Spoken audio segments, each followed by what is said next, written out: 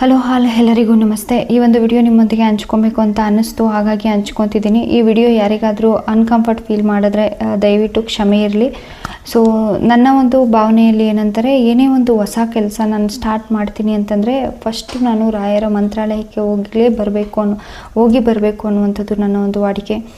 So ನನಗೆ ಅವರಿಂದ first ಆಶೀರ್ವಾದ ಸಿಗಬೇಕು, ಇದು ನನ್ನ ಒಂದು ನಂಬಿಕೆ.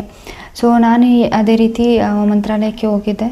ಸೊ ಮಂತ್ರಾಲಯಕ್ಕೆ ಹೋಗಿ ಬರಬೇಕಾದ್ರೆ ತುಂಬ ಫೋಟೋಸ್, ಈಗಾಗಲೇ 1-2 ಫೋಟೋ ನನ್ನ ಹತ್ರ ಇದೆ. ಇನ್ನೊಂದು ದೊಡ್ಡ ಫೋಟೋ ಬೇಕು ನನಗೆ, ಅಂದರೆ ನನ್ನ ಒಂದು ಫಾರ್ಮಲ್ಲಿ ಇಟ್ಕೊಳ್ಳೋಕ್ಕೆ ಅಂತೇಳಿ ತುಂಬ ಫೋಟೋಸನ್ನು ಸರ್ಚ್ ಮಾಡಿದೆ.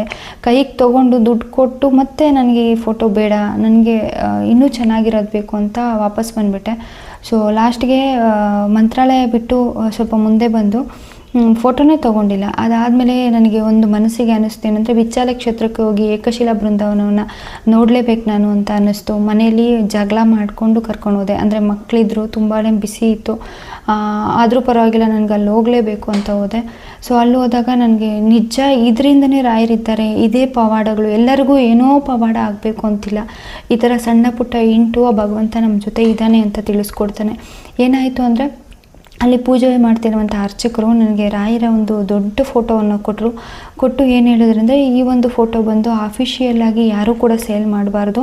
ಸೊ ಇದು ರಾಯರ ನಿಜರೂಪ ದರ್ಶನದ ಫೋಟೋ ಅಂತ ಹೇಳಿದ್ರು. ನಿಜ ನನಗೆ ಆ ಕ್ಷಣದಲ್ಲಿ ನನಗೆ ಏನು ಎಕ್ಸ್ಪ್ರೆಸ್ ಮಾಡಬೇಕಂತಲೇ ಗೊತ್ತಾಗಲಿಲ್ಲ. ಮತ್ತು ಆ ಫೋಟೋ ಕೂಡ ನಾನು ಇದುವರೆಗೂ ಎಲ್ಲೂ ರಿವೀಲ್ ಮಾಡಿಲ್ಲ. ಜಸ್ಟ್ ನನ್ನ ಒಂದು ಮನೆಯಲ್ಲಿ ಇಟ್ಟು ಪೂಜೆ ಮಾಡ್ತಿದ್ದೀನಿ. ಅಂದರೆ ರಾಯರೇ ನನ್ನ ಜೊತೆಯಲ್ಲಿದ್ದಾರೆ ಅನ್ನುವಷ್ಟು ಖುಷಿ ಇದೆ. ಸೊ ಇದನ್ನು ನಾನು ಯಾಕೋ ನಿಮ್ಮ ಜೊತೆ ಹಂಚ್ಕೊಬೇಕು ಅನ್ನಿಸ್ತು. ಅಂದರೆ ಕೆಲವರಿಗೆಲ್ಲ ಏನಾದರೂ ದೇವರಿಲ್ವಾ ಈ ಮನಸ್ಥಿತಿಯನ್ನು ಬಿಟ್ಬಿಡಿ. ನಿಮ್ಗೆ ಇದ್ದಾನೆ ಅಂದರೆ ಇದ್ದಾನೆ ಅಂತ 100% ನಂಬಿ, ಎಲ್ಲನೂ ಕೂಡ ನಿಮ್ಮ ಬಾಳಲ್ಲಿ ಒಳ್ಳೆಯದಾಗುತ್ತೆ.